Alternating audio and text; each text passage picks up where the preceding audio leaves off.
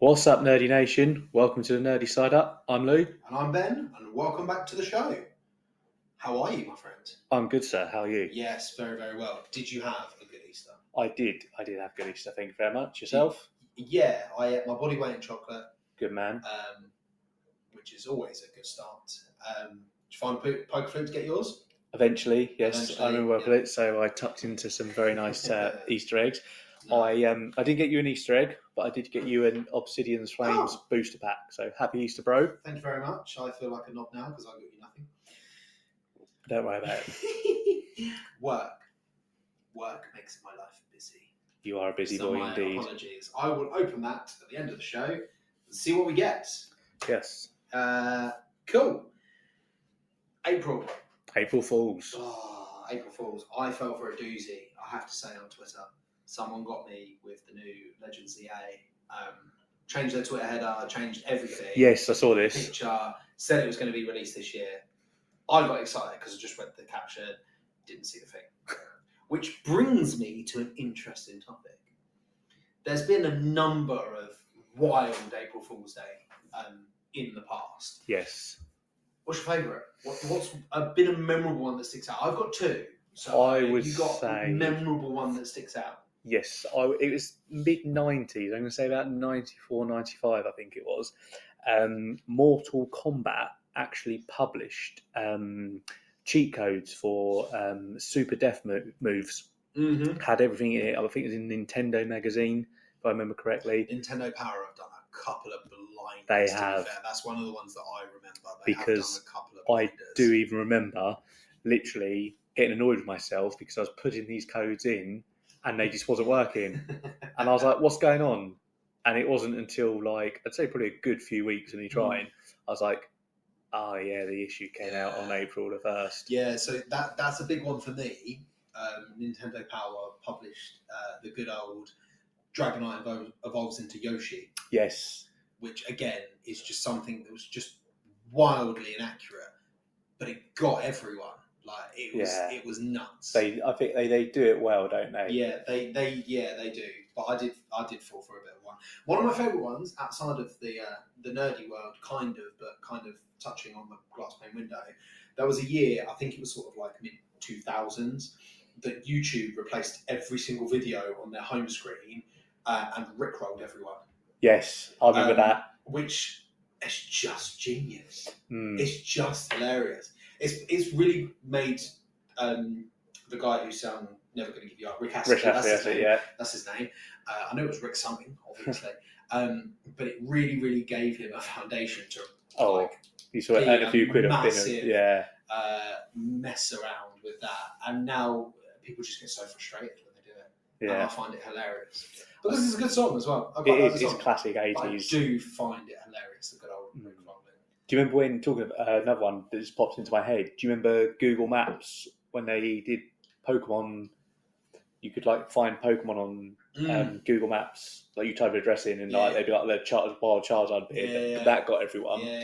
Another one from Pokemon this year was Pokemon Sleep Championships. Which I'm disappointed with because I'd win that. I would be absolutely awful because I sleep for about 2 hours a night if I'm lucky. You're terrible. Yes. I am the polar opposite. If I don't get my 8 hours, I'm cranky as all hell. I think I'd be pretty good at that. Yeah, you are a Snorlax, aren't you? Yes, you are a living proof. I am a sleeper, not necessarily. And I know who also normally does a good one is Lego. They like the Lego Hoover, the Lego slippers that don't hurt your feet when you walk on Lego. Yeah. This year they were saying that they were going to do a 2.5 meter Lego minion set. Again, another disappointment. Yes. Because I feel like all of the April Fool's jokes normally lead to some genius ideas, which I'm sad to see not happen. So, yes, I think that looked quite good in the living room, to be fair. Absolutely, I couldn't agree more. It would also be about 1 billion pieces, and it would take us 9 years to build. Yeah, however, and they'd all be pretty much yellow. So however, I'm here for it, and I would actually give that a go. Sounds incredible. Yeah. Who knows? Crowdfunding, yeah. Come on, Lego, sort it out. I've only got a few years until I'm 99, and then I have to stop playing with your toys. So let's get it out now, so I can build it before I hit 99. Agreed. But yeah, April Fool's Day, what a day! it's one of those days where people don't take themselves too seriously, and just brilliant ideas come out of it. Yeah, I'm there sure are there some have been belters. Yeah, I'm sure there have been some games which have been developed on April Fool's jokes. But yeah, brilliant stuff.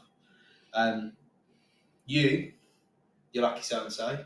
Another Yes, win. I know. I'm gonna buy a lottery ticket for you, but I'm gonna make you buy it and then split the winnings with you, because this is 2 now in the last couple of days. Yes, it was really lucky.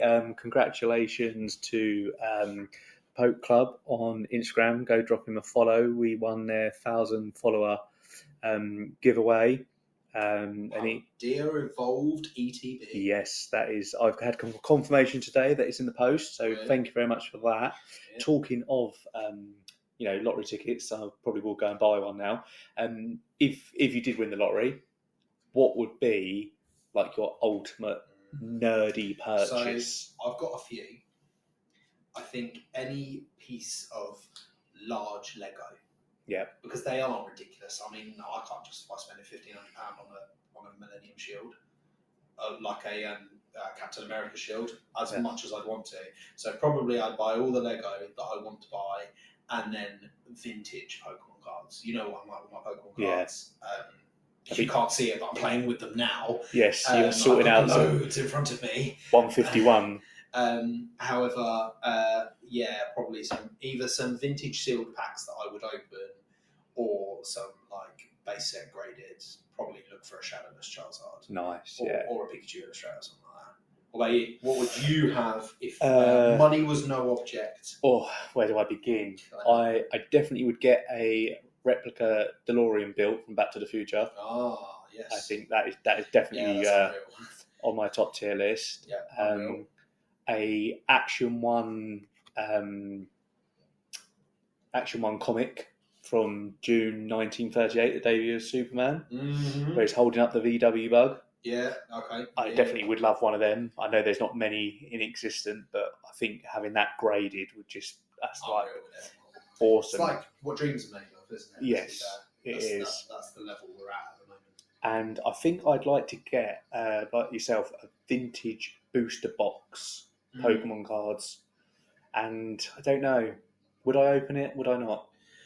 Yeah, see, I think I would open it, but then... Yes, I think I would give in a bit. Like for the first couple of days, I'd be like, loads of Instagram posts, loads of YouTube videos, probably, take it everywhere with me. Yeah. And then eventually I would just hear this little voice going, open me. Yeah, I'm terrible at like holding off. I had the 20th anniversary sets, all sort of like all sealed and all that sort of stuff. The mythical collection, the red blue collection. I had them all sealed, all in the boxes, and then one day after I finally got them all, and they were just there, sat on my side, and I was like a child at Christmas. I had them all on my bed and laid in the wrapping, pleased with myself about what I'd just accomplished, which was a wonderful time, I have to say. It was a wonderful time. Although I haven't opened the Charizard, what one is it? Was it Scarlet and Violet? The one that we saw at Comic-Con in the white box. Oh, yeah, the 151 Premium Collection. That's it, yeah. I still haven't caved into that yet. I mean, fair play. Although I have hidden it in a cupboard, so I can't give in to temptation. So... yeah, absolutely. Quality. Top drawer. But yeah, if money was no object, Yeah, it'd be nice, wouldn't it? If money was no object, it would be wonderful. Another shout out to the Community Ad magazine. They did a cheeky little feature for us. That. A lovely little feature in the corner. I'm here for it.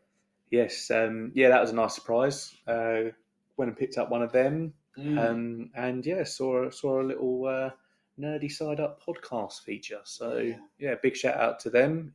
Names and things will always confuse me. Yes, drop them a follow on Instagram. Really good for like local trade and businesses or anything that you need, and really friendly people that work there. So, and we look forward to maybe having an interview with them one day. Ooh. Fingers crossed, eh? Check us out, interviews and all sorts. Who would have thought that? Insta famous, eh? We'll be getting that blue tick in no time. Well, we can only hope. Yes, we can. Only hope. Oh dear. Talking of shout outs, I'm going to let you have a discussion about these guys. Wonderful people, Josh and Jasper at Coat Lectables. Yes. Yeah, they are. What they do is brilliant. If you are a collector and you need that little bit of assistance to keep your cards and other stuff spiffing and clean and grade worthy. But I'll let you talk about it because you use the product, you know the products, you know the guys over there. You've had some chats. Yeah, with them, I'll let you talk about that. I talk to Josh on quite a regular basis, actually. He's a really nice, friendly guy. You can tell he's passionate about, producing this product. It's not just like a bit of a whim that he's gone, oh yeah, that'll do and make loads of money. Like, yeah, when you talk to him and that, he really knows his stuff. He wants to turn the world purple, so I've now started calling him Ivan Ooze from the Power Ranger movie. Yeah, okay. Which he loves, by the way, so that's cool. Yeah, go and mention that to him whenever you see him on the yeah, just call him Ivan. But yeah, the Miracoat product that I've been using, like I say, it's great for like your vintage cards that have got like any little damage or anything like that, any little scratches or nicks. It really does bring them up. Like, talking about it, I can't do it enough justice, but go follow them on Instagram, check out their videos. I mean, you will not be disappointed. I mean, I've used it on other things. I've used it on my TV. Absolutely brings it up lovely. I've used it on my toolbox at work because, in the job that I do, it does get covered in grease and it's awful. But yeah, honestly, I cannot rate this product enough. And I'm really looking forward to meeting Josh soon. Like I say, we chat on a regular basis. Absolutely legend of a guy, and yeah, just really looking forward to meeting him. We're getting one of his products from the one of the giveaways that we won recently, aren't we? So yes, I'm looking forward to having a quick little look and getting some of my cards out, which I'm just waiting with bated breath to get graded, and doing some touch ups and some cleaning. Yeah. Well, they've also got a new product that's in development, Experiment 626. Yes, I can see your face is thinking of Stitch from Disneyland, and you will be correct. I was going to say, is that what I knew? I was thinking about something. Yeah, just couldn't work out what it was. Again, there's a few videos on their Instagram page explaining it, what it does, how it's different from Miracoat. Please, honestly, go check them out and show them some nerdy love. We cannot shout them out enough. They are very, very good at their craft, and the stuff that they develop is very, very good. Yeah. So yeah, check those guys out. Check if you pop over to our Instagram, they're all over our Instagram. So yeah, we share them quite regularly. Moving on, films. There's a new Joker trailer coming out. Yes, I saw this the other day. I think IGN shared it. It's either the 8th or the 9th of April. Yeah. So what's that? Monday, Tuesday. Mm-hmm. Yes, that should be really good. I've got quite high hopes. Yes. For this. Yeah, absolutely. I enjoyed the first one, and I think they could probably develop and keep talking about it. Go forth. I think the Joker's such an interesting character that they can do so many things with it. And he's just such an iconic villain. Such an iconic villain in the DC universe. But yeah, the more they do with the Joker, the better for me. And then, did you say we were having a chat earlier? You saw a still of Moana 2? Yes. Is there still a bit of a synopsis on Disney? Yes, there was. Like I say, it's a still picture, whatever you would want to call it. It looks like she's back on a canoe. She's got her paddle with, Maui's hook engraved on it. There appears to be like an octopus tentacle in the background. So I don't know. That's going to be the Kraken. Let's hope so. Kraken rum, or yeah, I was going to say. I'm here for it. Exactly. Let's see that. And then I did see it as well, also on Disney, and they released, like they say, the little synopsis where basically it's 3 years after the first Moana. She is basically going on a new journey in search of people beyond the shores of Montanui. Maui's back in it, as we know, and she's also going to be joined by a brand new crew of unlikely seafarers, so that could be interesting. Do you reckon the chicken will be back? I bloody well hope so. Yeah, the chicken. So he survived. Hey. Yeah. He's like the squirrel from Ice Age, Yes. always chasing that nut. He's going to be in all of them until like the very end, always like pecking his face off or like somehow not succumbing to the life-threatening stuff that keeps appearing before him. Yeah, so yes, hashtag hey hey in Moana 2. Hashtag hey hey. Yeah, I'm here for Moana 2. Absolutely. It's going to be a great film. I'm such a child when it comes to those sort of films. You're never too old for Disney, are you? You're never too old for Disney. Absolutely not. Absolutely not. Also saw, talking of films, Julia Garner. She was in Ozark and Inventing Anna. You ever seen them on Netflix? You don't have time for Netflix, do you? No, let's be honest. Anyway, yeah, both very good shows. She is going to play Charlotte Bow. You know I'm rubbish with names. I don't know why I do it to myself. I don't know why you do it to yourself. But in the new upcoming Fantastic Four, again, she'll be Charlotte Bay / Silver Surfer. I'm not really sure how it's going to work. I did have to dig into my nerd archive for this. So Charlotte, she is or was the interstellar love interest of Norman Rad, who is the original Silver Surfer. Oh, okay. Yeah, I'm with you. And on so far. Later on, she does take up the mantle of the Silver Surfer herself in other stories. So it kind of leads me to believe that the new Fantastic Four film is going to be in like a multiverse, because multiverse seems to be it's way forwards at the moment. Yes, and that's the. However, there's still no lineup for Doctor Doom. So my question to you, I am going to put you on the spot. Who would you like to cast as Doctor Doom and why? It's got to be. Do you know what? I'm going to throw you a real curveball, left field from miles out, because I think he'd do it quite well. Hayden Christensen. Oh, I hadn't thought of that. Yeah. Yes. Just because he's not like overtly evil. No. As long as there's no sand. No sand. Because he hates sand. He does hate sand. But that's me just kind of thinking on the spot, because I didn't come prepared for that question, to be honest with you. So yeah, I can't really think of anyone else. The only other person who's flying at the moment, but I would say maybe Cillian Murphy. Yes, he was. Is that how you say his name? Cillian? I don't know. Don't ask me. I'll apologies if I butchered that. It's not like you can listen to it. No. Apologies if I butchered it. You know. He was in my top 3. Yeah. Because obviously being in Peaky Blinders, Oppenheimer. I mean, I'd recommend Peaky Blinders. I absolutely loved it. Also, he was the Scarecrow in the Dark Knight trilogy. Was he? Yes. Do you not remember? No. No, you said that. I do remember. The thing with this guy, because he's only really become overly popular very recently. Well, Peaky Blinders was his Oppenheimer sort of thing. Yeah. But like, he was in About Time with Justin Timberlake and Amanda Seyfried. You know that film where they've got the time on their arm? That was reminds me of the Nickelback video. Like, yeah. What is it? It's going to annoy me now. Anyway, carry on. Like, I keep seeing him crop up in films that I've watched from years ago, thinking, oh, he's in this. I thought he started with Peaky Blinders. I didn't realise he had like massive films beforehand. And now you've mentioned it, it is him.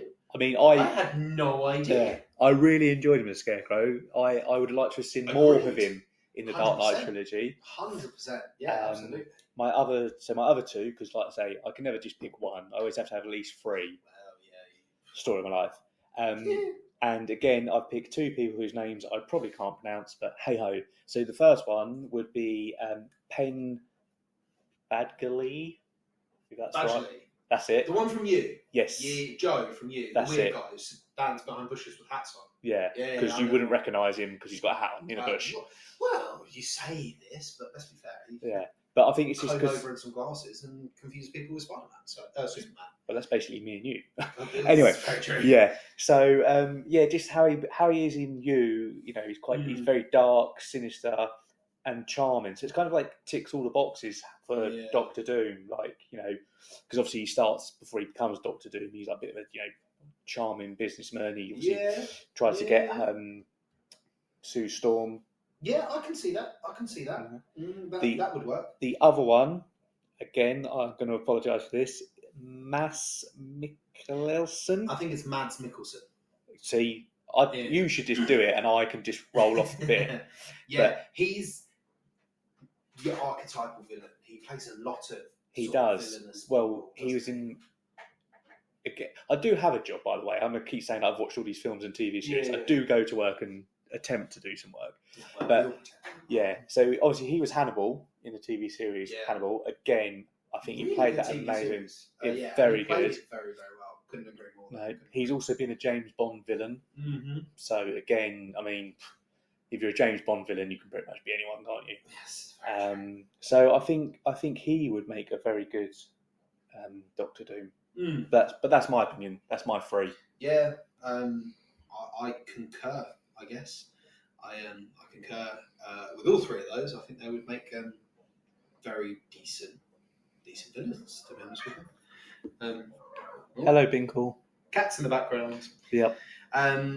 Cool. Moving from films, I guess, to TV series, and there was something you wanted to have a chat about called Twisted Metal. Yes. Oh, what a game. Do you remember that? No. Oh, you never played it? No. I need to expand my horizons on some of the games that from yesteryear. Yeah. I've got lots of them, but I seem to have missed a few of the key ones. So I think I'm going to have to go back and revisit and replay. Yeah, it's basically like Destruction Derby, but with like weapons. So a bit of like Mad Max. Yeah, kind of Mad Maxy type sort of vibes. Just a little bit less like apocalyptic. Yeah. Okay. Yeah. I'm here. But it's a really cool game. It's been it was on the PlayStation, PlayStation 2, the PSP, PlayStation 3, and I think it even was on the PC as well, if memory serves correct. But yeah, I mean, it always sticks out for me is the ice cream truck with the bobbly clown's head on that I think switched to like a missile launcher or something like that. So I've never played this game. I'm quite surprised. This is a bit of me. I would definitely recommend it. Yeah, I might have to go back and see if I can give it a go. Yeah. So I was looking on Paramount TV, and there is a live action TV series of Twisted Metal, and it was produced by the legends that have brought us Zombieland and Deadpool. So straight away, it piqued my nerd radar. Like it was like I'm here for dinging. That. Yeah, I'm here for that. So it's the first series. I think there's like 10 episodes. Obviously based on the PlayStation game series.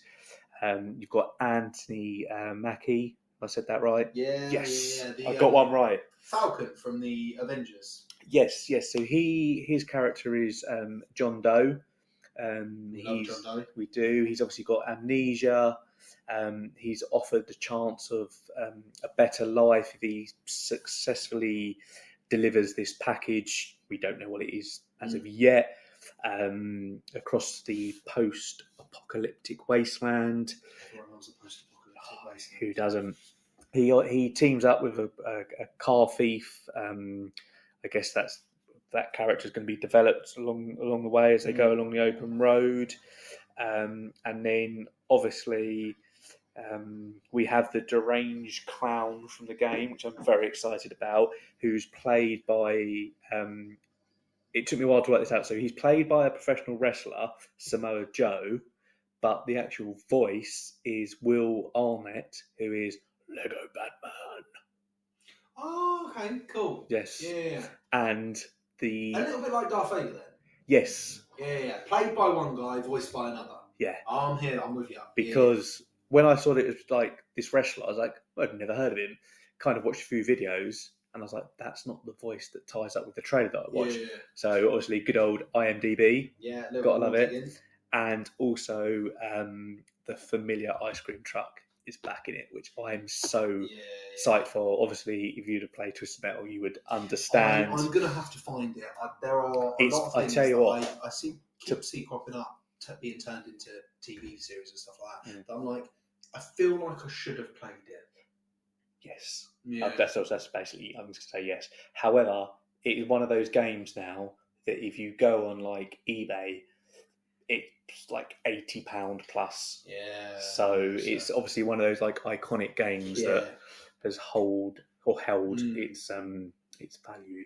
Yes, well, so that's the thing. Speaking of games that I feel like I should have played but I haven't, 3 of the top 5 BAFTA Games Awards with the most nominations, I've not played. No, so I saw this because it's the 20th anniversary, isn't it, of the Game Awards? Yes, I did have to look at the list now because I can't actually remember what order it was. Well, so Baldur's Gate 3 leads the way. It's got 10 nominations. Yes, that's. And I've not played any of them. I have it on the Switch. I have Baldur's Gate 1 and 2. They did like what do you call it, like a 2-package game, yeah. And I've only briefly played it, but it's almost like, again, it's only my opinion, it's a bit like Dungeons and Dragons. Oh, okay. Like, it's like a bit like a live action role playing kind of game, So where I you have to build. So I can get why it's got so many nominations, and I could probably get why I could probably get on board with that, but I've just not played it. And it's the same for the second one, which is a little bit shameful because it's probably the first one was probably one of the best games on the PS4/PS5. Marvel Spider-Man 2 has got 9 nominations. Yes. I've not played either of them. No, I haven't. I've got the PS5 out. Yeah, I've downloaded it now. You can actually play it. But I haven't. Again, and then third with 8 nominations, I've never even heard of. Oh, Alan Wake 2. I've never played it. I'm actually. going to revoke my nerdy license at this point because like in 4th and 5th tied is Legends of Zelda, Tears of the Kingdom, and Star Wars Jedi Survivor. Both incredible games. Totally agree. But to not have played 3 of the top 5 nominated, it just seems like I'm doing something wrong. Well, I think growing up, Alan Wake was all. I always remember it being on the PC, and obviously I didn't grow up with a PC, so that's probably why I haven't played it. Although I do believe now, I can correct me if I'm wrong, but I do believe it is on across all platforms. Because I think it's like a thriller type game. Yeah, again, this even just on a brief read, like it's something that I should be into because I like these sort of games. I'm not really one of these sort of people that always go, "Oh, give me all the first-person shooters in the world." Yeah, no, I do. Mainly because I'm terrible at them now because I'm getting old. Yeah, reaction time slowing. But I like the single-player survival sort of games. I like the sort of the story mode games and stuff like that. So again, these are games that I should be really into, but I'm not, which is very strange. But no, there it is. Are you going to pop a cheeky vote on the EE's Players' Choice Award? Yes, I probably will. I have seen the link. If anyone else wants to vote, just head on over to ee.co.uk/gaming/BAFTA Games. I believe the Player Choice Award nominees are Baldur's Gate 3, Cyberpunk 2077. I think that was quite buggy though, from what I remember. Well, yeah, I think the initial launch was quite buggy, but then they panned out, hasn't it now? Revoked it and then tried again, and it went better the second time around. Again, not a game I picked up, not a game I've played, couldn't tell you. Fortnite's on there. There we go. I plowed some hours into Fortnite. Yes. During lockdown, we definitely plowed some hours into Fortnite. Do you remember when we went to? Was it the Winter Gardens? They had that gaming little convention thing, all the retro games, and we all sat there, didn't we? We never played Fortnite. So I was playing single player. And I got my first solo battle royale win. That's it. Yeah. While we were sitting there, and we all kind of got the bug, and then you guys downloaded it. Yeah. Because I'd already had it downloaded, and we just kind of picked up from there, and we've gone from win to win to win, which is had a very good few nights. Lethal Company's on there. again, I haven't heard of that. Kind of sounds like a war game, but I could be wrong. Yeah. Marvel Spider-Man 2. And then Tears of the Kingdom, Legend of Zelda. So some really good games in there. Yes, there is a good variety of games. Again, I can't comment on most of them because I haven't played most of them. Do you know what I kind of really badly in the BAFTA Games nominations this year in games that I probably should have played but just haven't. Do you know what's quite refreshing to see? And I might get quite a fair bit of hate for this. Go on, talk to me. But it's nice not to see Call of Duty in there. Yeah, it's in the other games receiving nominations grouping. Yes. I've seen Call of Duty Modern Warfare 3. I'm not against Call of Duty. No, I'm not. I'm not saying that I hate the game or anything like that. But I'm just terrible at it. Yeah, but do you not find from would it be Modern Warfare 2, like on the 360 and PS3, like that kind of hit the ground running, and then there was a sweet spot for Call of Duty. But I think there was a sweet spot for Call of Duty for us because we're old. Maybe it is. Maybe it's we're getting old and people are better than us. It was a new generation of Call of Duty. It was a refreshing and sort of like an updated game. It's not something you saw very often. To the level, especially with the online capabilities that it had. And being able to like party up with your friends and fight other people, and you've got scoreboards and global rankings and stuff like that. It's definitely something that we probably didn't see before, which is why we think so highly and so fondly of it. And we were younger, we were better. We were teenagers, we were hitting our sort of stride when it came to.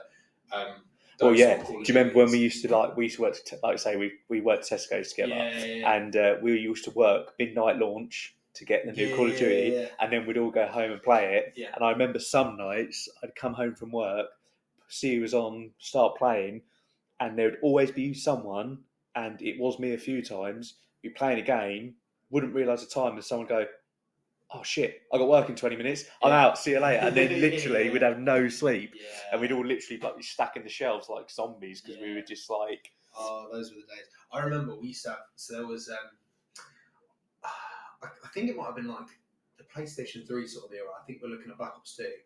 And then we got to a point where there was about 15 of us that used to play Call of Duty Black Ops 2.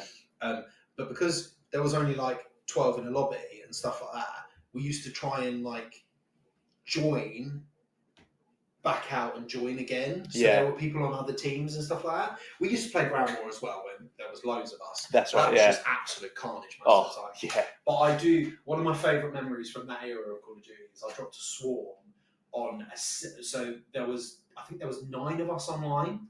So 7 of them went in a team. And I backed out with another one and then rejoined, and we were literally playing like Domination or something like that.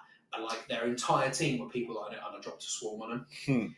And I just remember the swarm because those were the days where you just got the snippet sort of voice. That's it, the death chat, and I could just hear him going, Ben, what are you doing? Why are you swarming me? And stuff like that. Honestly, some of the laughs, the belly laughs that I used to have back then was just unreal. Different level. It was unbelievable.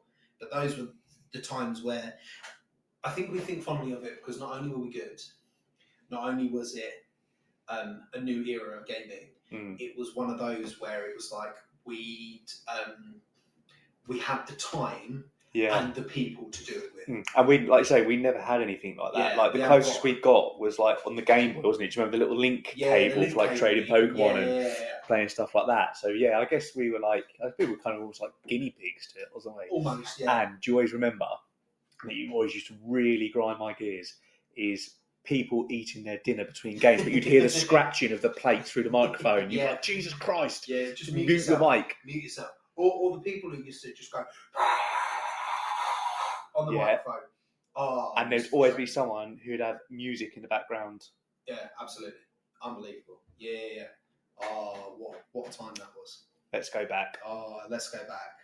Well, I don't know about you, but I've enjoyed my trip down memory lane this evening. Yeah, no, it's been good. It was a good little addition at the end there. Yeah, that was very well streamed into just because of the the BAFTA Games nominations. So Yeah. thank you to, is it Poké Club? Yes, thank you again Thank to you to Poké Poké Club. Thank you again to the Collectibles guys. Please, honestly. Also, with head over. Collectibles, you got from the competition win, Matt V Max and Pokemon Poke Gym. Pokemon Gym. Oh, Yeah, God, yeah. I feel really bad. I can't remember. I'm pretty sure it's Poke Gym. Yeah.